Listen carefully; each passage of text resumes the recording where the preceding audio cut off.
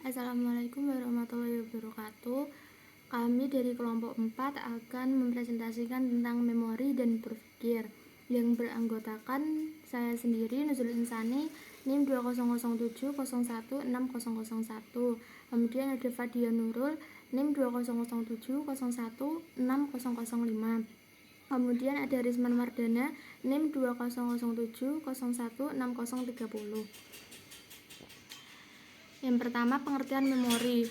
Menurut Schelling dan Groves, memori adalah sistem yang sangat berstruktur yang menyebabkan suatu organisme mampu merekam fakta dunia dan menggunakan pengetahuannya untuk membimbing perilakunya.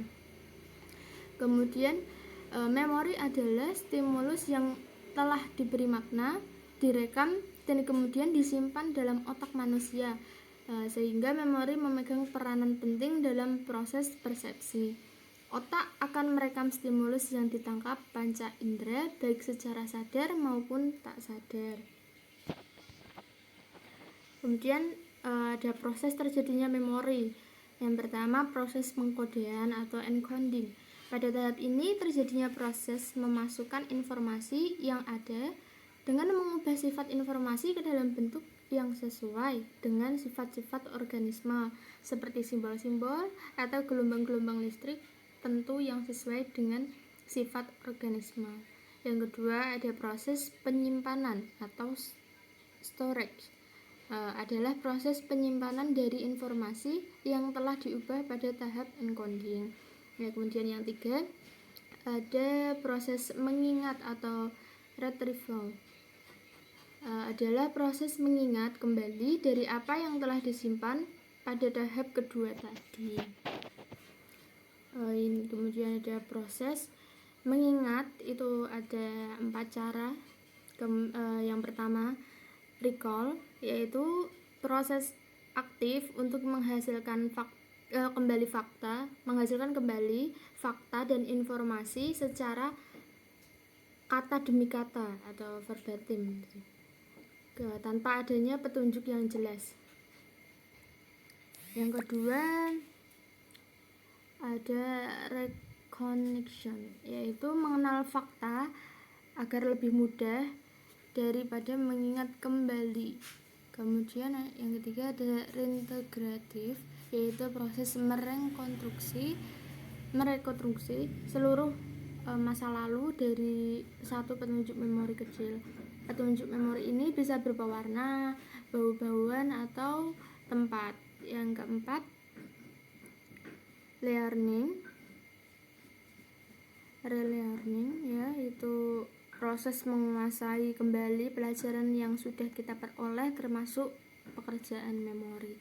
Kemudian selanjutnya akan disampaikan oleh teman saya, Fadia. Assalamualaikum warahmatullahi wabarakatuh. Saya Fadia Nurul Aulia akan melanjutkan penjelasan dari Nuzul, yakni mengenai jenis-jenis memori. A. Sensory memory. Sensory memory atau bisa disebut juga dengan sensory register adalah bentuk interaksi pertama dan informasi yang didapatkan dari lingkungan sekitar. B. Short-term memory. Short-term memory atau bisa disebut dengan working memory adalah suatu proses menyimpan memori sementara. Artinya, informasi yang disimpan hanya dipertahankan selama informasi tersebut digunakan. Yang ketiga, yakni long-term memory. Suatu proses memori atau ingatan yang bersifat permanen atau bisa bertahan dengan lama. Artinya, informasi yang disimpan sanggup bertahan dalam waktu yang sangat panjang. Selanjutnya yakni mekanisme memori. Yang pertama, teori Aus atau diffuse teori. Menurut teori ini, memori akan hilang atau memudar karena waktu. Sedangkan teori interferensi atau interference teori. Menurut teori ini, memori merupakan meja lilin atau kanvas. Misalnya, pada kanvas pertama sudah terlukis suatu teori. Segera setelah itu kita mencoba merekam teori lainnya. Rekaman yang kedua akan menyebabkan terhapusnya rekaman yang pertama atau mengaburkannya. Misalnya, jika kita mencoba menghafal suatu materi, Setelah hafal, kita melanjutkan ke materi yang kedua. Materi kedua ini setelah hafal akan menyebabkan terhapusnya materi yang pertama atau bisa mengaburkannya.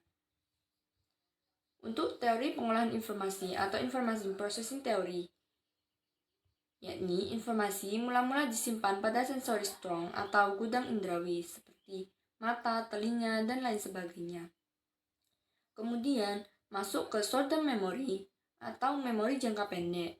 Lalu kemudian decoding atau dilupakan untuk masuk ke dalam long-term memory atau disebut dengan memori jangka panjang. Selanjutnya, di sini ada pengertian berpikir. Terdapat beberapa pendapat dari sudut pandang yang berbeda. Yang pertama, behaviorisme dan fungsionalisme memandang berpikir itu sebagai penguat antara stimulus dan respon. Yang kedua, ada asosiasionis memandang berpikir hanya sebagai asosiasi antara tanggapan atau bayangan satu dengan yang lainnya yang saling kait-mengait. Yang ketiga, ada Anita Taylor, berpikir pada dasarnya adalah proses memahami realita atau menarik kesimpulan. Yang terakhir ada Hilgard, berpikir adalah setiap perilaku yang menggunakan ide. Selanjutnya, jenis-jenis berpikir.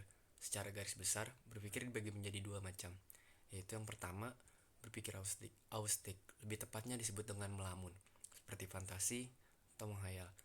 Yang kedua, ada berpikir realistik, disebut juga dengan nalar, itu berpikir dalam rangka menyesuaikan diri dengan dunia nyata. Feuerbach menyebutkan ada 3 macam berpikir realistik, yaitu yang pertama, berpikir deduktif, merupakan mulai mengerucutnya dari hal-hal yang umum menjadi hal-hal yang khusus. Yang kedua, ada berpikir induktif, merupakan dimulai dari hal-hal khusus, kemudian mengambil kesimpulan umum dan melakukan generalis. Yang ketiga, ada berpikir evaluasif, adalah berpikir kritis, menilai baik buruknya, tepat atau tidaknya suatu gagasan. Berpikir juga memiliki fungsi. Yang pertama, menetapkan keputusan. Yang kedua, memecahkan persoalan. Yang ketiga, berpikir kreatif. Cukup sekian penjelasan dari kelompok kami. Kurang lebihnya mohon maaf. Wassalamualaikum warahmatullahi wabarakatuh.